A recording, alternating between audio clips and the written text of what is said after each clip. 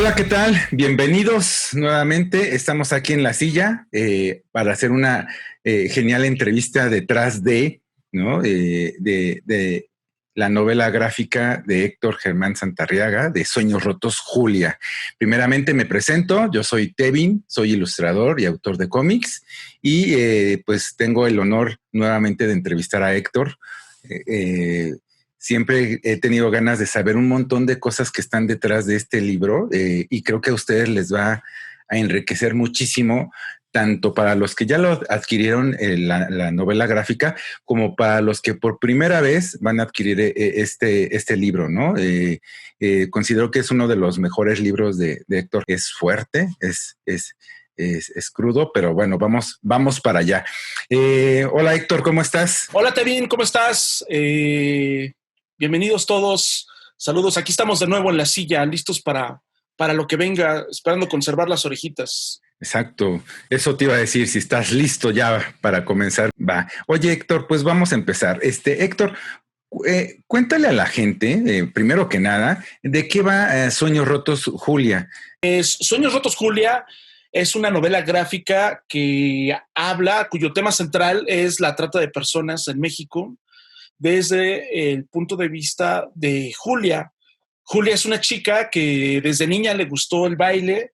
Ella es originaria de la ciudad de Puebla y en algún momento busca alcanzar sus sueños. Ella quiere dedicarse al baile y se viene a estudiar a la Ciudad de México, o sea, se viene a vivir acá para tratar de sacar esos sueños, ¿no? Adelante. Y pues estando aquí y allá, probando varias cosas, termina acercándose, casi por accidente, entra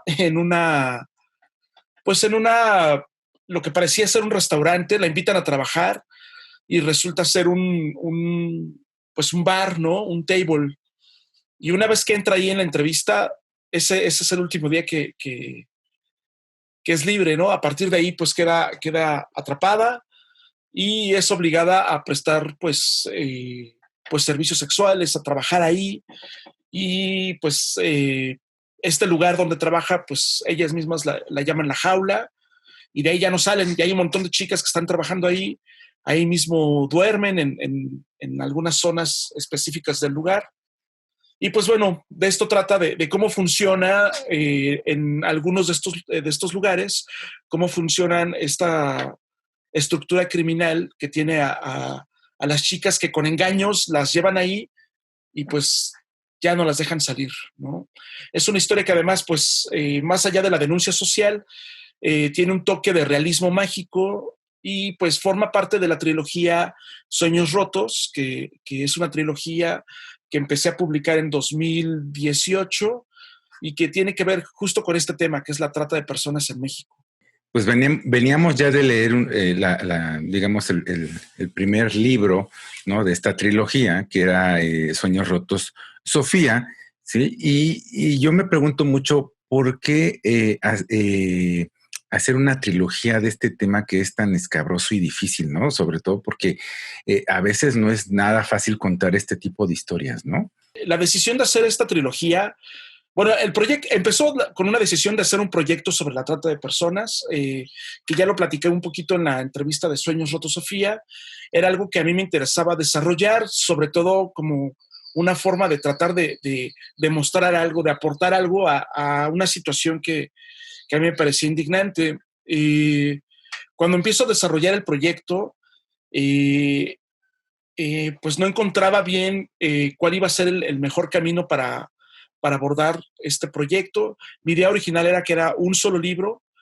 Sin embargo, pues conforme me fui metiendo a explorar ahí varias vertientes acerca de ello, o sea, la trata de personas, la explotación, se da en muchos sentidos, ¿no? Hay incluso explotación laboral, ¿no? Pues hay muchas cosas que tienen que ver con la trata. Incluso se considera que, por ejemplo, a los chavos que de repente son abducidos y tomados y obligados a trabajar como sicarios, esa es una forma de trata también, ¿no?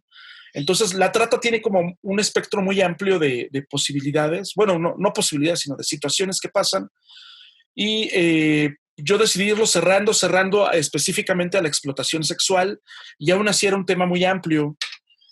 Cuando yo quería contar esta novela gráfica, que yo quería contar esta historia, me di cuenta que quería abordar un poco más de lo que era, y que no quería hacer un librote grandote con todo junto, sino que contar varias historias, porque en realidad todo lo que ocurre alrededor de la trata son cosas que están entrelazadas con cosas que vemos en la cotidianidad. Entonces decidí extraer algunos de estos puntos, y tomé 3 puntos representativos, y por eso decidí hacer una trilogía, ¿no? Pero fue más porque era demasiado lo que había que abarcar, y no quería contar una historia y desviarme de mucho, sino que más bien cada una fuera concreta y certera con lo que tenían que desarrollar. Y fíjate, en la primera historia de Sueños Rotos, Sofía, pues la historia trata más o menos de una chica de un pueblo que un proxeneta pues la engaña y se la lleva a la ciudad, ¿no? Y ahí le da el giro y la empieza a prostituir.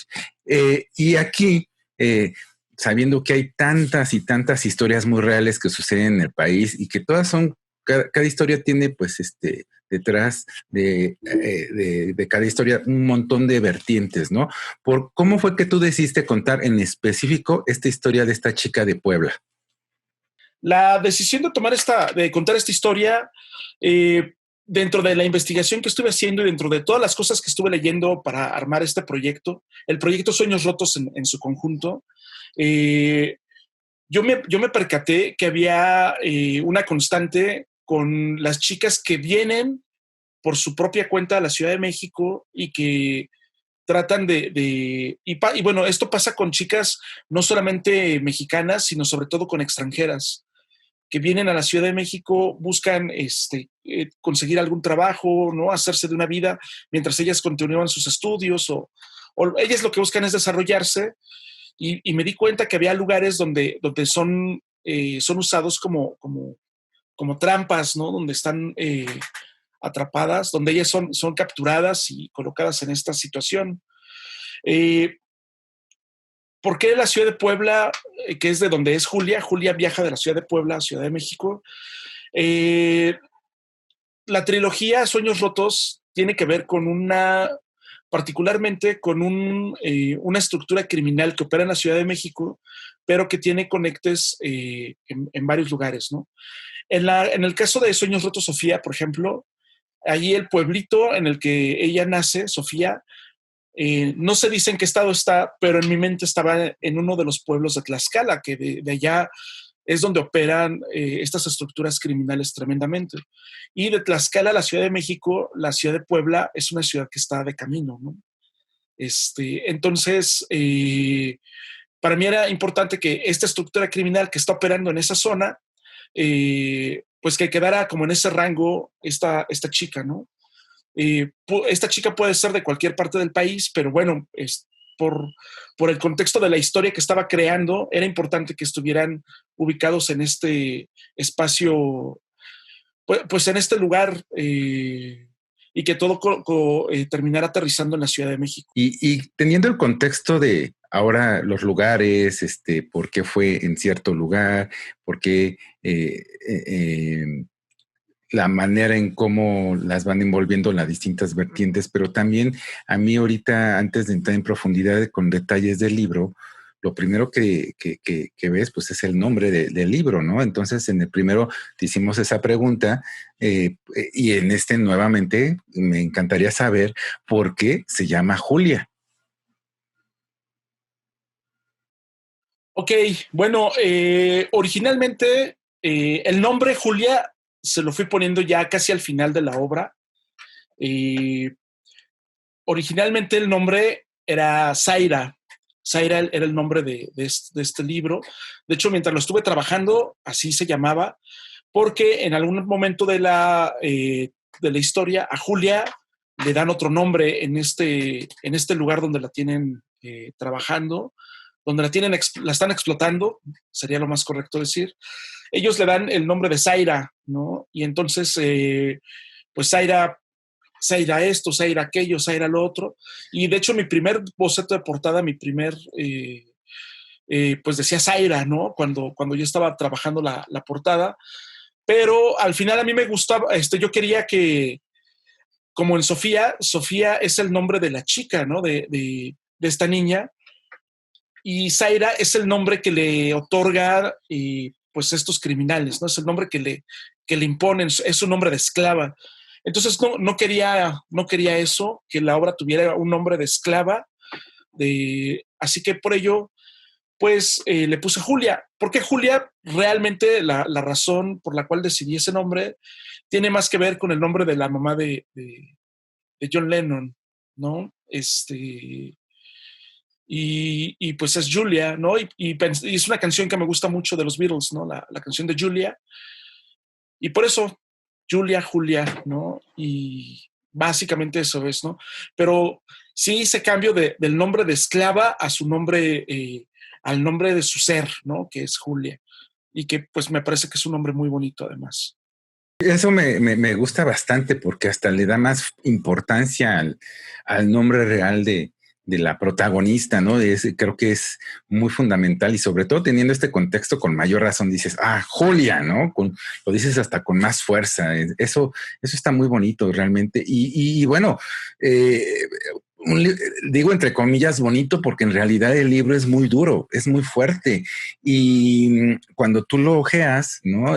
Tiene la misma esencia del pasado donde tú tienes que representar de otra eh, manera gráfica la violencia, porque es muy fuerte y tanto también textualmente también tienes que irlo manejando de una manera adecuada. Entonces, a mí me encantaría saber de dónde viene la metáfora como herramienta para representar los sueños y la violencia como un recurso gráfico dentro de tu novela gráfica. La novela es gráfica, pero no es explícita, ¿no? O sea, sobre todo las partes de la violencia, lo que buscaba es que no fueran explícitos, justamente usando la metáfora, ¿no? Esta situación a mí me parecía que era... Cuando construí el proyecto, originalmente era un proyecto de denuncia social, donde iba a exhibir todo esto que ocurre, ¿no? Y ya había empezado, sé que hablo mucho de Sofía, pero es que es muy importante en el proceso de ambas. Cuando yo empecé a trabajar Sofía, yo creo que ya iba más del 80% de la obra. La parte que a mí no me terminaba como de encajar, como que no terminaba de amarrar bien para mí, era justo la parte de la violencia. Y yo no había considerado utilizar el realismo mágico hasta ese momento, ¿no? O sea, antes de eso era una obra así tal cual, cruda, de denuncia social. Y fue al final donde decidí empezar a utilizar algunos elementos, pues ahí de fantasía, ¿no? De elementos que pudieran a la obra, pues aportarle visualmente y gráficamente, pues otro tipo de cosas, ¿no? Como las alas, como la piel de algunos de los personajes que se ve como si fueran reptiles, ¿no? Como si fueran monstruos. Eso lo hice ya con Sofía muy al final y casi no se nota. O sea, sí están ahí puestos estos elementos, pero no predominan. Y ya cuando trabajé con Julia, ahí sí ya desde un inicio hice un replanteamiento de varias cosas y dije, tiene que haber estos elementos, tienen que ser más fuertes. Bueno, de entrada el rollo de las alas, ¿no? De los sueños, las alas representan los sueños de Julia y como esas alas de niña, pues tiene sus alitas y poco a poco van creciendo.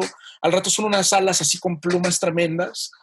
Y a mí me pareció como una forma de demostrar ese abuso y esa destrucción del personaje que se diera con todas estas personas arrancándole las alas, ¿no?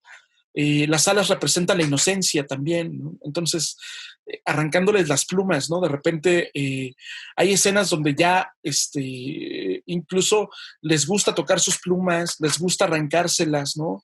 Es una obsesión que tienen y es un poco eso, es un poco usando este lenguaje metafórico, demostrar cómo la inocencia le está siendo arrancada, cómo los sueños, las alas que son para volar, les están siendo ahí maltratadas para que no pueda, ¿no? Para que no pueda volar, para que no pueda alcanzar sus sueños.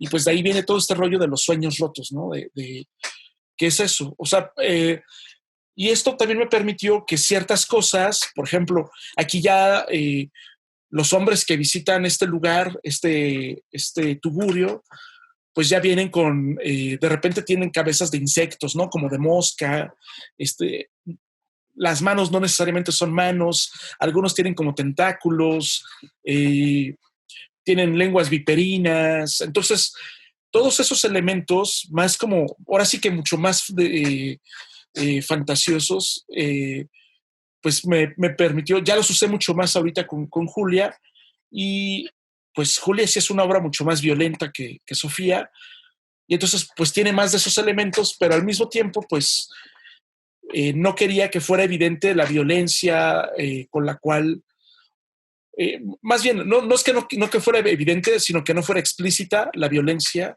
que ejercen sobre Julia. El tema es muy parecido al de Sofía, ¿sí? Entonces, a mí me encantaría saber, mi pregunta original era saber qué era, qué diferenciaba de Sofía a Julia. Platicas un poco más metafórico, ¿no? La manera de contarlo, pero no sé si exista otro detalle más que tú nos quieras platicar, diferenciador de Sofía. Toda la metáfora pues sí se usa con más fuerza, y pues yo creo que el mensaje de desesperanza es mucho más intenso, eh, y, y, bueno, pues que muestra otro aspecto de una misma red de trata, ¿no? Un aspecto en el cual ya están involucradas autoridades de alto rango, ¿no? Vamos, aquí, si con Sofía vimos levemente involucrado, no sé, a los patrulleros de la colonia, aquí ya vemos involucrados a políticos de alto rango, ¿no?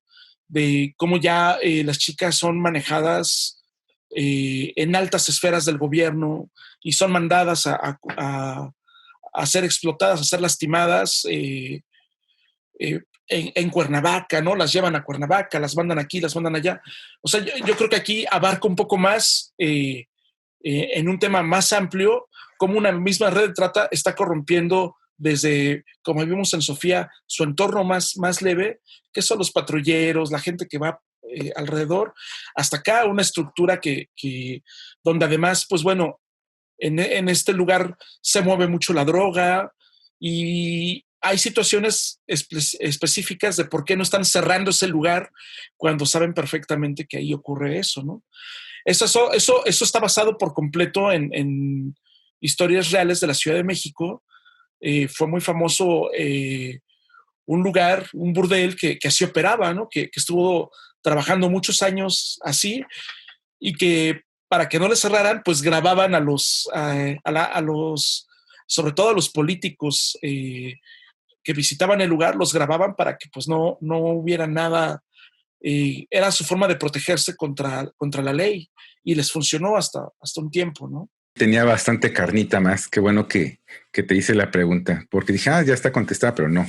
Creo que era muy importante saber esto. Y a ver, estamos hablando que vas a tener una trilogía, ¿eh? O sea, y si de por sí Sofía fue dura y ahorita la historia de Julia es desgarradora, es una trilogía, entonces todavía falta un libro más.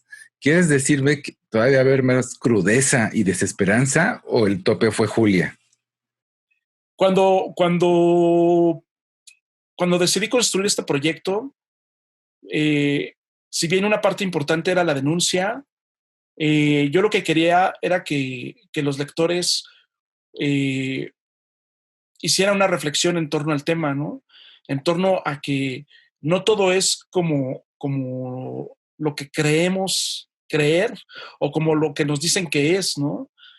Para mí la parte importante de todo esto era entender que finalmente estas chicas que están ahí paradas en la calle, que están ahí, no son, o sea, la frase de las que son putas porque quieren, pues no necesariamente es así, ¿no? Sí hay muchas chicas que se encuentran ejerciendo la profesión pero hay muchas, y el tema de estas novelas es eso, son las que están en contra de su voluntad, ¿no? Las que son obligadas a estas situaciones. Entonces, para mí era muy importante que todo esto al final, para el lector, entendiera que esto que está ocurriendo nos afecta a todos como sociedad, ¿no?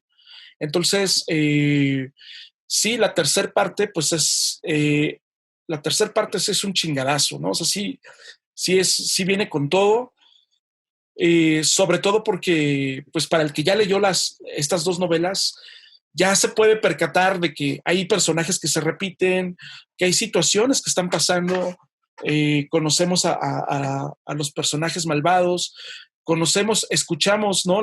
Bueno, vemos a las chicas hablar de otras chicas, vemos a las chicas hablar de situaciones, eh, y al final, bueno, pues para mí es importante que pues hemos sido espectadores de todo esto y yo quiero que el espectador sienta en la tercera novela que eso que estás haciendo al final puede producir un choque tremendo con tu forma de vida, afectando a la gente que amas, a la gente de la que te rodeas, ¿no? Estas cosas que pasan no nos son ajenas porque mi objetivo con esta novela era que, por ejemplo, entender que si tú vas a un table, nada más a ver, ni siquiera a estar con alguna chica, pero si tú vas a consumirles una cerveza, esa cerveza alimenta esta red, ¿no? Alimenta esta estructura y a lo mejor no estás consumiendo más, a lo mejor no estás haciendo más, o a lo mejor habrá quienes salen con chicas, van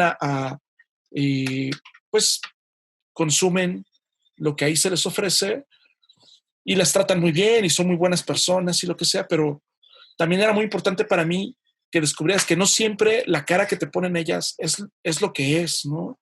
Y cómo a veces tienen prohibido hablar de más y que no es nada más como que ir y ya me voy, sino que pues el ese ir, el ese consumir una cerveza, un trago, un tiempo con alguna de estas chicas, finalmente está alimentando esta red, esta estructura y que eh, está destruyendo todo a su alrededor, ¿no? Porque al final estamos construyendo una sociedad que no es segura, una sociedad pues que está siendo absorbida por ello, ¿no? Y que tú puedes disfrutar y pasártela muy a gusto ahí, pero cuando te llega de cerca el hecho de que a alguna conocida le pasa algo, alguna conocida es desaparecida, alguna conocida, ¿no? O que tú te enteras, ¿no? O tienes algún familiar que las niñas son molestadas y todo eso, bueno, pues al final esta tercera novela es lo que va a cerrar todo esto que ya vimos desde medio de lejos, cómo esto se regresa.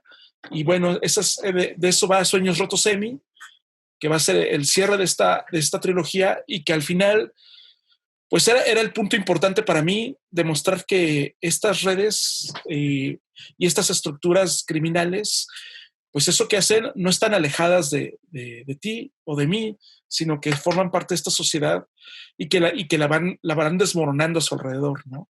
Creando un momento de mucho dolor, muy peligroso para las chicas, incluso para los chicos, ¿no? O sea, es un momento muy peligroso y que cada vez los vemos operar con mayor impunidad. Y de eso, o sea, lo que buscaba yo y lo que busco con Sueños Rotos es invitar a la reflexión, más allá de enterarte lo que pasa, pues darte cuenta que eso se te puede revertir y hacer mucho daño, ¿no? Fíjate que precisamente hablando de estas redes, vemos que hay personajes que se repiten desde la primera historia y lo peor que son estos personajes ojetes, culeros, o sea, de lo peor, ¿no? Y volverlos a ver en la segunda tomo de esta trilogía, te da una ansiedad porque ya sabes que son malas personas.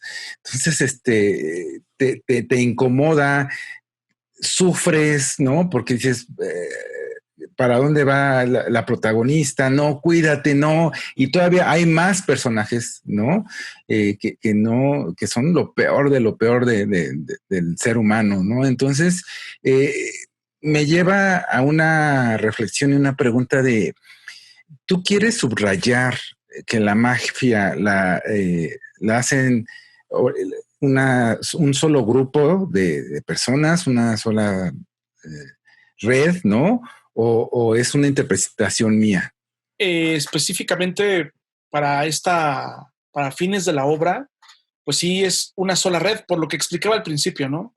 Que quería que las historias estuvieran más o menos conectadas y que pudiéramos de alguna forma, pues, por ejemplo, ahorita ya no tengo que explicar muchas cosas que ya medio viste en la otra novela, ¿no? Entonces eso te prepara y te condiciona a ciertas cosas.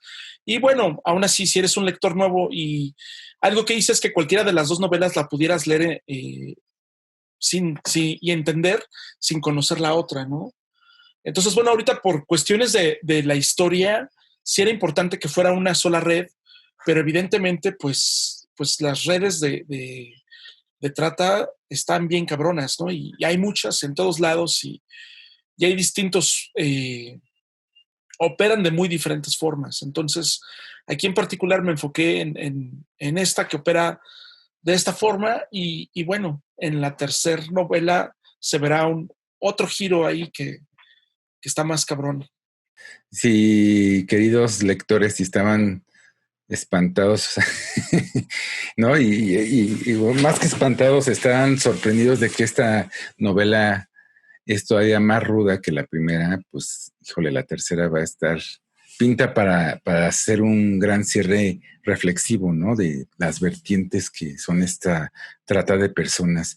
Y curiosamente, en estas semanas que estamos haciendo la promoción de Sueños Rotos, Julia, tenemos otra sección donde hojeamos la novela gráfica para que ustedes no solamente conozcan con esta entrevista en la silla el contexto que hay detrás y el contenido, sino visualmente también que ustedes vean cómo está pues dibujado, ¿no? Estructurado, como lo hizo Héctor. Y coincidimos, Héctor, perdón, Logan y yo, de que hay una variedad de colores que aquí tienen mucha importancia. Entonces, vimos que a veces los colores azules le daban cierta esperanza.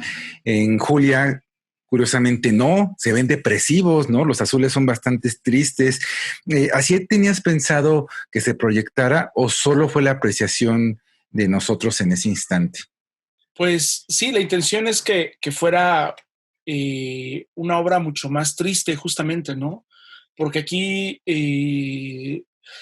a pesar de que en Sofía, pues es una niña de 14 años la que es colocada de esta forma, y todos los sueños que Sofía tenía eran así como sueños como muy quería viajar por el mundo, quería conocer algunos países y tocar música y en ese momento son los sueños que puede tener un niño, ¿no?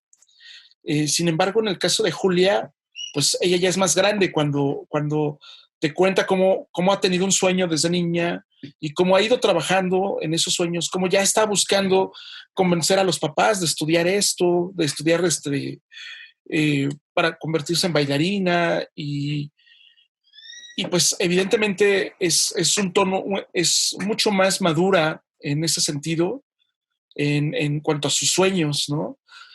Y por lo mismo, cuando es despojada de eso, pues es brutal, ¿no?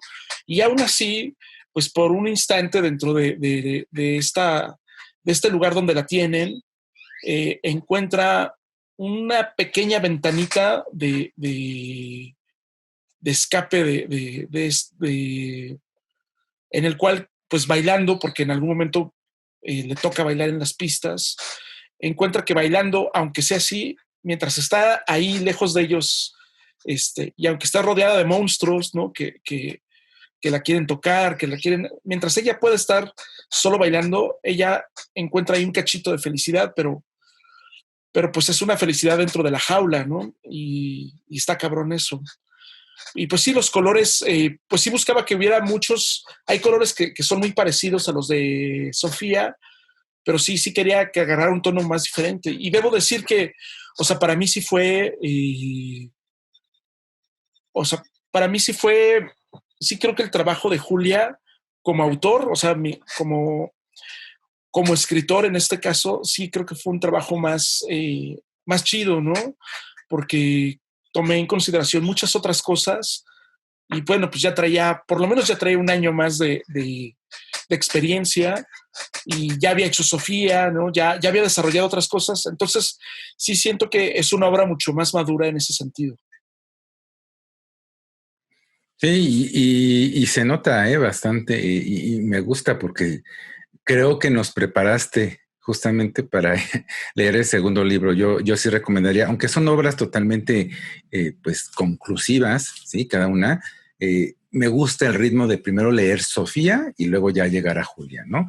Y retomando cuestiones gráficas, cuando la hojeamos junto contigo, vimos que también utilizas varias páginas con retículas de 4x4. Esta retícula 4x4 explica un poco cómo es que son, pues, en una hoja vas llenando puros cuadritos, ¿no? Así, bastantes, ¿no? Entonces, al momento de leerlo y hablando de este tema, a veces te causa mucha ansiedad, ¿no? A veces hasta me recordó la, la película de Irreversible, ¿no? Que sientes una ansiedad de estar viendo eh, cómo va el ritmo de la película y aquí eh, trasladarlo a una cuestión gráfica está muy interesante porque te sumerge y es más demoledora. ¿De dónde viene la decisión de este layout que es tan interesante narrativamente y que te causa muchísima ansiedad y es muy demoledor? Este layout, para mí es importante que en cualquier obra, más allá de las viñetas, los cuadritos y todo esto, que todo el conjunto de cuadros que ocupan una página, e incluso la forma en cómo pasan las páginas, sean utilizadas también como elementos de la narrativa, ¿no? Eh, para mí era importante que lo que vamos haciendo con esta retícula de 4x4, que son 4 columnas por 4 filas, es decir, ahí tenemos páginas donde hay 16 cuadros, ¿no? En cada página, pues se genera como una reja, ¿no? Entonces, por un lado, eso quería que demostrara los momentos en la jaula, ¿no? Las chicas que están ahí encerradas llaman a ese lugar la jaula, y pues para mí era, si tú vas viendo las páginas conforme las vas pasando, en ciertos momentos parece así como una reja, ¿no? Donde pues ves como elementos nada más, close-ups extremos, o ves algunos elementos ahí pasando y que insinúan cosas que están pasando, y bueno, pues la idea era justamente presionar con darle ese ritmo a la novela, ¿no? Más allá de lo que ocurre en el cuadro, sino lo que ocurre en general con esta situación de cómo se van tensando las cosas y cómo hay momentos donde de repente hay algunos respiros, ¿no? Donde los cuadros vuelven a ser grandes. Y justamente eso como que me gusta, ¿no? Como oprimir y luego dar un poco de aire, oprimir y dar un poco de aire, algún respiro. Y pues es parte de la narrativa, ¿no? De aprovechar esos elementos y enfatizar estas cosas, ¿no? Que estábamos mencionando. Y sobre todo, sumado esto a lo que hablábamos hace rato el lenguaje metafórico, ¿no? Y visual, que tiene que ver con las alas, con las plumas, con todo eso, pues para mí era de repente estás viendo esta como reja y estás viendo las plumas de sus alas ir cayendo, ¿no? Y pues sí, la idea era eso, generar esa tensión y generar esos momentos duros para el lector. Creo que fue muy bien resuelto, ¿eh? Da bastante ansiedad leerlos así. Oye, eh, hay otro tema que quería tratar aquí en la silla y creo que es muy importante, sobre todo porque es la cara del libro, ¿no? Cuéntanos un poquito de la portada y las decisiones creativas que te llevaron a ese resultado. Sobre todo, me interesa saber el riesgo que tomaste al usar una portada así, que incluso podría ser malinterpretada por evidentes razones, ¿no? Algo que es importante, cuando yo decidí hacer la trilogía, separé los temas, ¿no? En esta vamos a hablar de esto, en esta de esto y en esta de esto, ¿no?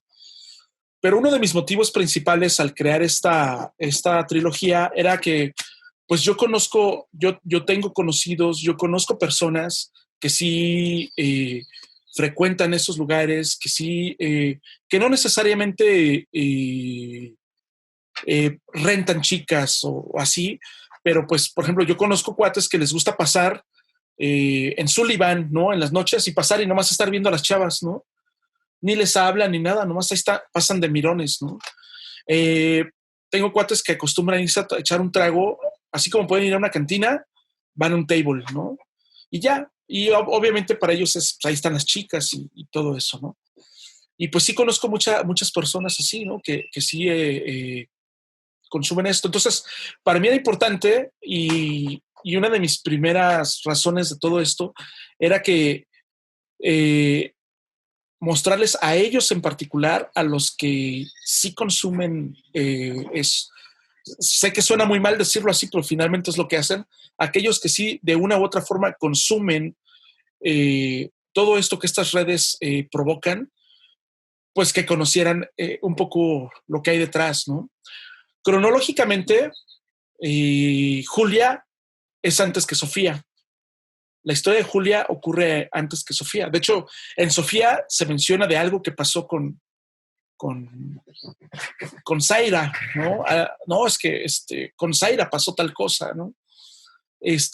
Y bueno, pero eso está muy calladito porque no lo sabes hasta que vas a mitad de la novela de Julia y ya sabes que ahora se llama Zaira, ¿no? Que es el nombre que le dan. Pero bueno, lo que para mí era importante eso y la razón de la portada era que esta chica en la portada fuera un gancho para esos lectores en particular, ¿no? Que pudieran acercarse, eh, que son los que consumen finalmente ese tipo de servicios pues sí, era un poco buscar que ellos que consumen eso, pudieran ver eso y darse cuenta de lo que hablábamos hace rato, que tú con solamente comprar una cerveza ahí, pues estás apoyando eso que tú no estás viendo, ¿no? Y entonces, evidentemente, en algún momento la decisión de pasar a Julia como la segunda novela en ser publicada, más no cronológicamente es la primera, ¿no? Pues se dio ahí, ¿no? Y me pareció que estuvo muy bien, ¿eh? Que estuvo muy bien el pasarla a ese momento, porque Sofía, que es una portada muy diferente, tuvo su espacio, tuvo su difusión y generó lo que tenía que generar y acarreó a un público, porque Sofía sí llegó a un público que yo no me esperaba y permitió que esos lectores no le vieran ni un solo tema a la portada de Julia. Y eso estuvo genial, ¿no? En el caso de Julia, pues bueno, pues al final se hizo todo un trabajo ahí con Julia, que está en el tubo, ¿no? Que tiene sus alas, que no tienen plumas sus alas, ¿no? No tienen plumas. Recuerdo que, por ejemplo, el elemento de la luna lo agregué ya al final. En los primeros bocetos no existía la luna en la portada. Y yo dudé mucho en poner o no esa luna ahí, porque era un elemento así como amarillo o blanco, ¿no? De fondo. Y yo quería que se siguiera viendo roja la portada. Entonces, bueno, pues son cosas que se fueron decidiendo y que, bueno, pues al final, en general, yo debo decir que la mayoría del público la ha aceptado bastante bien la portada. Y pues bueno, no le ven un tema y sobre todo conecta muy bien. Una vez que lees la obra por dentro, pues la portada es un resumen perfecto de lo que ahí ocurre. ¿Cómo fue recibida esta segunda novela comparada con la primera? Ya nos platicaste un poquito, pero algo más que nos quieras agregar con respecto a esa comparativa. Pues en general, pues ha sido muy bien recibida, ¿eh? Los lectores, todo el mundo, o sea, ha sido bien recibida porque dicen, órale, está bien, pero los comentarios que más se repiten es, me hiciste llorar, sufrí mucho, es que me encariñé mucho con Julia, incluso más que con Sofía, ¿eh? Ha sido algo muy curioso que no sé si por la edad de la chica, pues ha logrado tener una conexión con los lectores y las lectoras muy, muy fuerte. Y bueno, pues en general, todos me dicen, nos hiciste llorar, ¿no? Me hiciste llorar con esta novela y para muchos es su favorita, ¿no? Su favorita de toda mi obra, ¿no? Entonces, pues está muy bien, yo estoy muy contento con cómo ha sido recibida y pues yo le agradezco mucho a la banda que se arriesga y toma la decisión de dar la oportunidad a mi trabajo y de leerlo. Y eso, sobre todo eso, ¿no? Creo que sí fue difícil trabajar Julia, más difícil que Sofía, pero sí creo que se hizo un trabajo, ya un trabajo hablando de la parte como técnica, tanto de la parte de la escritura como la parte de gráfica y narrativa, sí la siento que se afinó más y el público, los lectores se dieron cuenta y lo aprecian bastante. No, pues temas bastante eh, complicados. Y fíjate que hay personajes que terminas detestando en estas novelas, ¿no? Y que, aunque son, pues, personajes ficticios, representan la horrible realidad, ¿no? Estos roros y rigos, ¿no? Representados en estas novelas, pues existen muchísimos, ¿no? Y tú, pues, estás representando, pues, toda esta porquería, ¿no? De seres humanos que rodea a los niños, a las mujeres en este mundo y que, pues, tú estás tratando, pues, de sumar a la reflexión, plasmándolo en tus páginas, pero ¿tú qué piensas que debería de hacer la gente de a pie, los que no pueden vaciar su furia y su frustración en historias, en viñetas, ¿no? Para poderles quitar el poder que tienen estos cabrones? Pues dejar de ver para el otro lado, ¿no? Eso que es lo que más pasa, ¿no?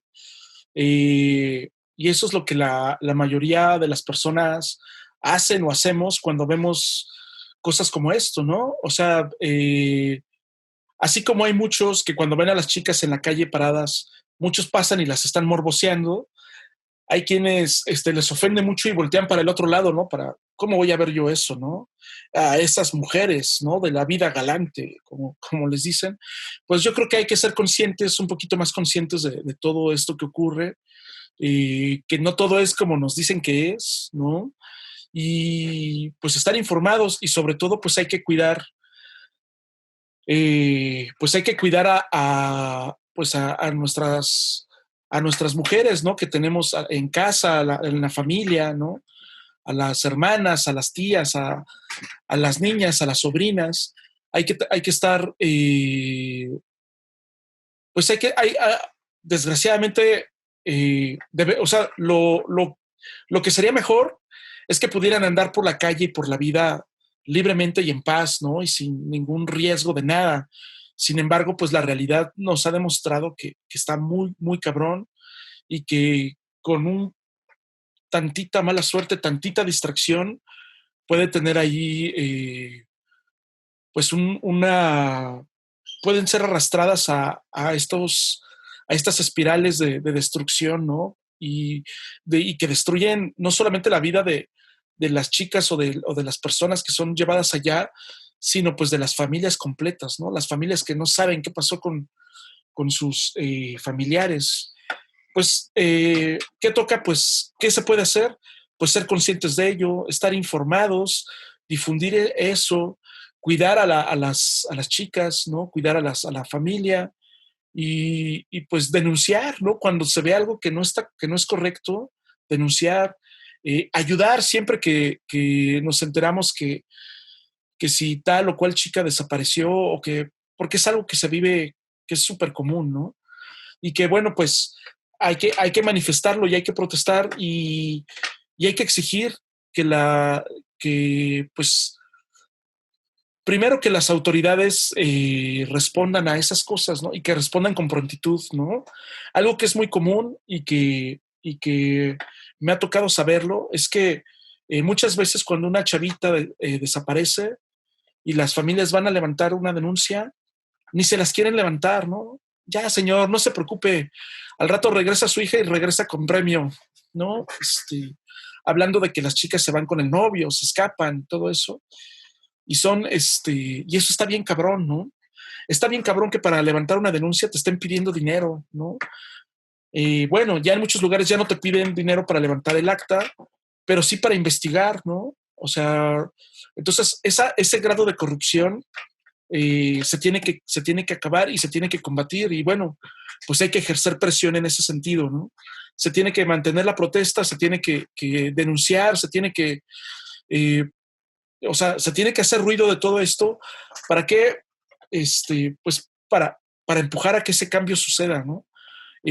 Para que, por un lado, las autoridades hagan lo que tienen que hacer para evitar esto, ¿no? Por un lado, que si una chica desaparece, primero la busquen, ¿no? Y que si saben que hay lugares donde pudieran estar, pues que sea buscado ahí, ¿no?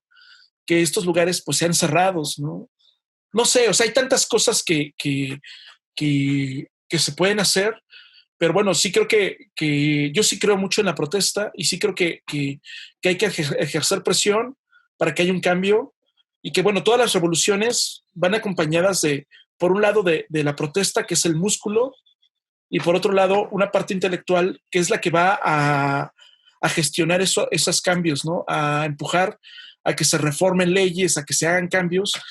eh, y esa parte intelectual va respaldada por el músculo, ¿no? Entonces, sí debe existir eso, sí debe haber esta fuerza en las protestas. ¿Para qué? Para que se puedan hacer esos cambios en las leyes, en las estructuras y que permitan, pues, que eso, yo no sé si se pueda acabar, pero que se pueda combatir de una manera más eficiente, ¿no? Y que nuevamente las niñas, las muchachas, las mujeres puedan salir a la calle sin estar, sin, libremente, ¿no? O sea, yo siempre pongo el ejemplo de la cartera en el metro, ¿no? Está bien cabrón que cuando usas el metro, pues lo primero es guardas la cartera y la traes aquí cuidando porque te la pueden robar, ¿no? Y eso es algo que no debería pasar. O sea, tú deberías poder subirte al metro con tu cartera donde sea, que no pase nada, pero ¿qué es lo que hay que hacer? Bueno, pues pasas tu cartera y la guardas en tu bolsa y la vienes cuidando, porque si no te la van a robar, ¿no? Entonces, bueno, hay que trabajar para llegar a ese punto y pues la gente de a pie pues tiene que protestar y evidenciar y denunciar las cosas que pasan, ¿no? Yo mismo lo he visto, el gran recibimiento que ha tenido estos libros. Me atrevería a decir que casi el 80% del público consumidor son las mujeres. Y justamente las mujeres regresan por más tomos de este libro para regalarlos a otras mujeres, ¿no? A sus sobrinas, a sus nietas, porque después de leer estos tomos quedan profundamente conmovidas y saben que de cierta manera están abonando para cuidar, ¿no? Y que no caigan en estas garras de la mafia, ¿no? De estas redes de trata de personas. Entonces, a mí se me hace tan bonito que regrese la abuelita, que regrese la mamá, que regrese la chica. Oye, véndeme otros dos porque se lo voy a regalar a mi sobrina que está en tal estado, ¿no? Porque quiero que se cuide. Y este libro es perfecto, ¿no? Para que vea los peligros que hay y que abra el ojo. Y eso no, yo creo que no tiene precio, ¿no? Se me hace algo muy, muy, muy bueno para estos libros y que ha sido un gran recibimiento. Y bueno, retomando justamente esto y que ya hablabas de la metáfora que utilizaste en este segundo libro, las alas son muy simbólicas, ¿no? Es desgastante y complicado todo lo que hay detrás de esta metáfora de las alas. ¿Cómo están las alas de Héctor Germán Santarriaga? Es curioso porque, bueno, yo siempre he creído que las alas, pues, bueno, no es que haya creído, sino que así es un símbolo de la libertad, ¿no? De volar, de despegar, de alcanzar los sueños, ¿no? Yo, el avatar que yo uso y que he usado desde hace más de 20 años, es justamente, un pequeño Héctor con alas, ¿no? Y pues este personajito ha ido cambiando con los años, este avatar, que es el que uso siempre, ha ido cambiando y se ha ido modificando con los años. Y cada vez las alas pues son ahí más espinosas, ¿no? Son alas, pero tienen como espinas y pues muy bien, o sea, pues yo me siento muy contento de poder estar realizando mi trabajo, yo encuentro en realizar novelas gráficas, en realizar cómics, es donde yo encuentro la libertad, ¿no? Y más como autor independiente, donde pues nadie nos está poniendo un tema, nadie nos está ahí diciendo que sí o que no. Yo me siento muy contento de poder ejercer esa libertad plenamente, extender mis alas y ejercer la libertad de esta forma, ¿no? Con obra, publicando y construyendo cosas y sobre todo rodeado de gente talentosa como son ustedes, ¿no? Tevin y Logan. Y pues ir encontrándome con gente que está haciendo cosas chingonas, ¿no? Eso pues es súper motivante y nos empuja pues a seguir, ¿no? A seguir y a hacer más y a volar más alto. Yo creo que así se construyen las cosas, ¿no? Con gente que quiere construir, que quiere hacer las cosas, que quiere seguir creciendo y pues yo también he aprendido muchísimo de ustedes, ¿no? Realmente pues es esto, ¿no? Estar chambeando y estar compartiendo con todos ustedes, lectores, estas reflexiones que hacemos para que vean que detrás de cada libro hay un gran trabajo de contenido, ¿no? Para poder que ustedes no nada más disfruten eh, un libro normal, sino que les deje algo más, ¿no? Entonces, yo creo que, y retomando una pregunta más que tengo acerca del libro, después de leer Julia, ya no podemos ver la luna de la misma forma ni el río de los remedios, sí, obviamente sin spoilerar nada. ¿Así pensaste el principio? Y también el final, o se dio el proceso conforme lo ibas terminando. Bueno, ahí hubo varias cosas que fueron cambiando. Cuando construí la historia iba a empezar en otro momento de la historia. Y de hecho el punto de la luna fue algo que fue de lo que agregué al final. Por un lado, o sea, al final el personaje todo el tiempo tenía sueños de volar, la metáfora era volar, pero en algún momento incluí la cuestión de la luna, de alcanzar la luna, ¿no? Que a la vez es como pues una metáfora de quienes te prometen la luna y las estrellas, ¿no? Cuando te prometen la luna y las estrellas y no te cumplen. Bueno, pues aquí quise usar un poquito eso, un sueño que tenía esta niña no porque quisiera volar realmente, sino más bien todo dentro de la metáfora de volar. Y la luna me parecía un metáforo, me parecía un elemento muy importante y que visualmente impactante para ello, ¿no? En cuanto al Río de los Remedios, eso sí fue algo que ya cambié, casi ya estaba terminada la obra y lo del Río de los Remedios ocurre, se ve algo al principio, aunque no se ve claramente, y se ve algo al final.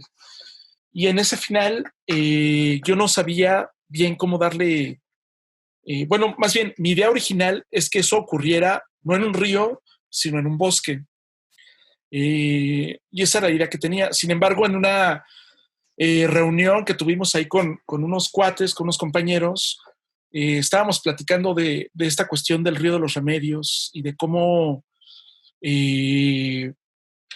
pues toda la muerte que hay ahí, ¿no? De cómo es un río que es el río de los desechos, donde pues constantemente están apareciendo ahí cuerpos, ¿no? Sobre todo cuerpos de mujeres. También hay cuerpos de hombres, ¿no? Pero como que todo el mundo agarra ese lugar para ir a tirar ahí cosas, ¿no?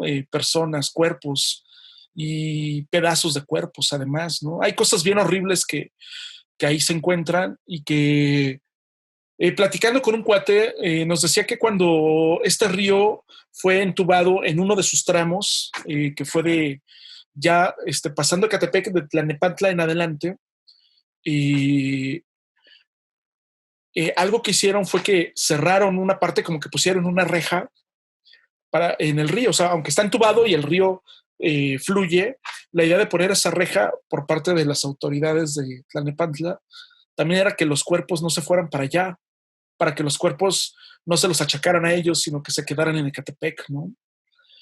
Porque bueno, este río cruza varios municipios y varias alcaldías, y pues eso es brutal, ¿no? Eso es brutal porque al final no quieren ese problema, ¿no? Entonces, bueno, estábamos platicando de eso, de esa situación de la cantidad de cuerpos que habían salido en esas fechas, ¿no? Unos meses antes. Y a mí eso me dejó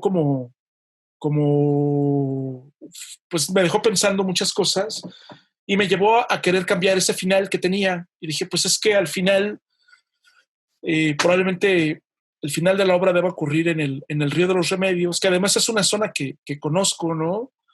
Que es en la zona de Catepec, que paso muy seguido por ahí, que dije, bueno, pues tendría mucho sentido, y sobre todo el tema de la luna.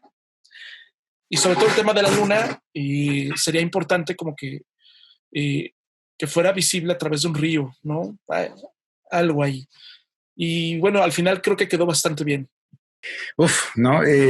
Creo que ya abarcamos muchos temas, ¿no? El tema visual, el gráfico, el narrativo, el contexto, las reflexiones, cómo tu libro ha sido recibido. ¿Algo más que tú quieras agregar acerca de este libro?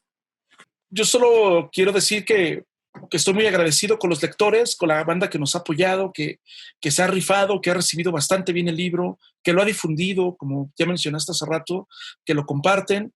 Eso es algo que ha sido genial, y que particularmente tengo el recuerdo de cuando estuvimos en Ciudad Juárez, y que, o sea, la gente llegaba, es que ¿cómo haces eso?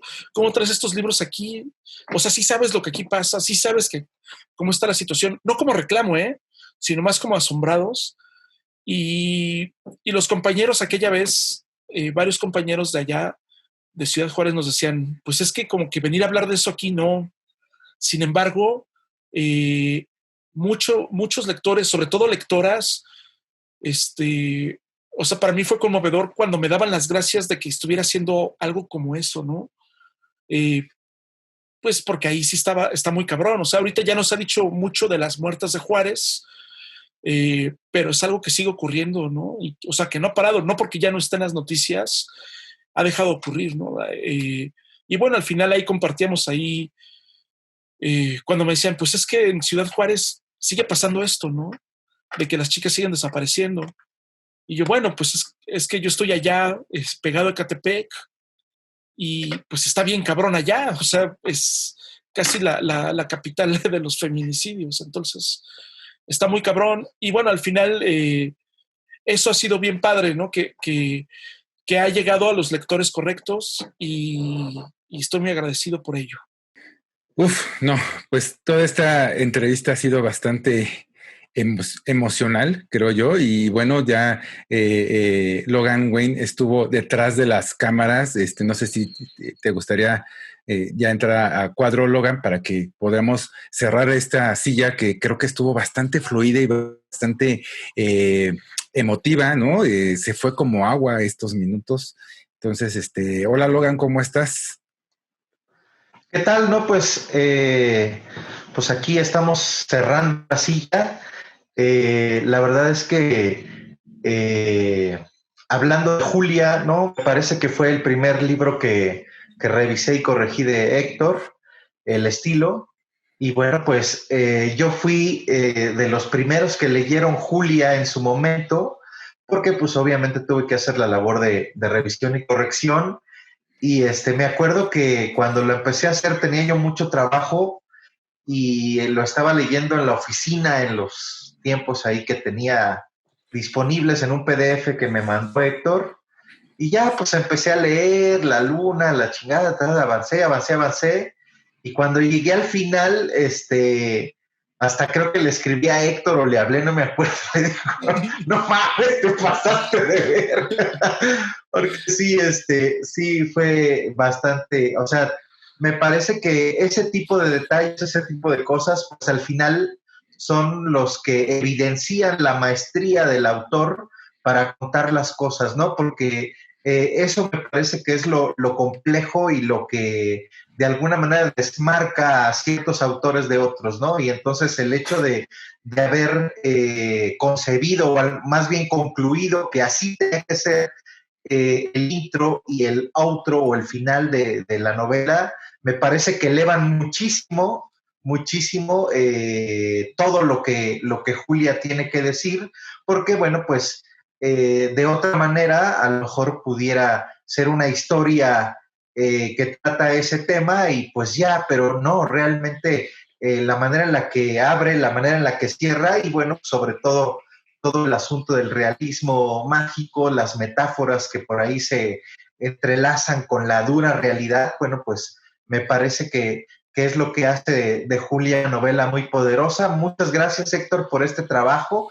Y bueno, pues al final pudiera parecer que es un tema muy fuerte, muy duro, ¿no? Pero me parece que la manera en la que la trató Héctor, pues es muy eficiente, es una historia que te deja ahí la responsabilidad, cualquiera que sea que tengas en este flujo que ya platicaron, pues cada uno de nosotros tiene su responsabilidad y parece, la verdad, muy oportuno el hecho de que no acabe con una frase moralina o que no dé ahí unos consejos para los muchachos, sino más bien esta es la realidad, te la hace así en tu cara, fa. Esa realidad, ¿cuál es tu papel que tenías y cuál es tu papel que quieres jugar? Pues a partir de ahora, ¿no? Porque pues evidentemente eso está pasando afuera de nuestras calles, eso está circulando en torno a nuestras casas, a nuestros hogares, y bueno, pues ahí es donde finalmente cada uno de nosotros como individuos, como ciudadanos, no importa el pinche gobierno que esté, pues realmente es nuestra labor hacer lo necesario para alejar ese tipo de cosas de nuestra gente, de nuestras personas cercanas. Y bueno, pues la verdad es que es un gran trabajo y yo estoy muy contento pues primero de haberla revisado, corregido y después de haberla leído, creo que la he leído un par de veces más y sí, la verdad es que sí, me ha gustado mucho y bueno, pues no es que Héctor sea mi amigo, ¿no? Pero la verdad es que yo he leído muchas novelas de mucha gente y me parece que esta se coloca entre las primeras por muchas razones, ¿no? Entonces, pues felicitarte por este gran trabajo. Ya esperamos la que sigue.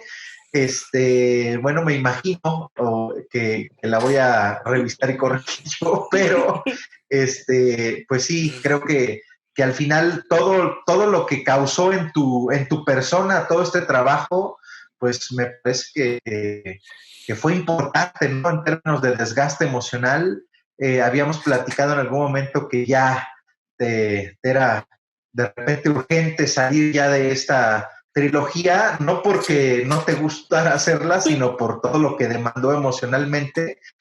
Y bueno, pues ya casi llegas, amigo. Muchas gracias por este trabajo y bueno, pues agradecerle a toda la banda, a toda la gente. Todavía nos queda un par de preguntas y bueno, pues jálate.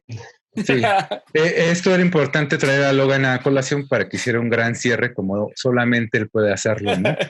Tan bonitas palabras y precisas mensaje. Y bueno, yo creo que falta lo más importante. ¿Dónde pueden conseguir Julia, Héctor?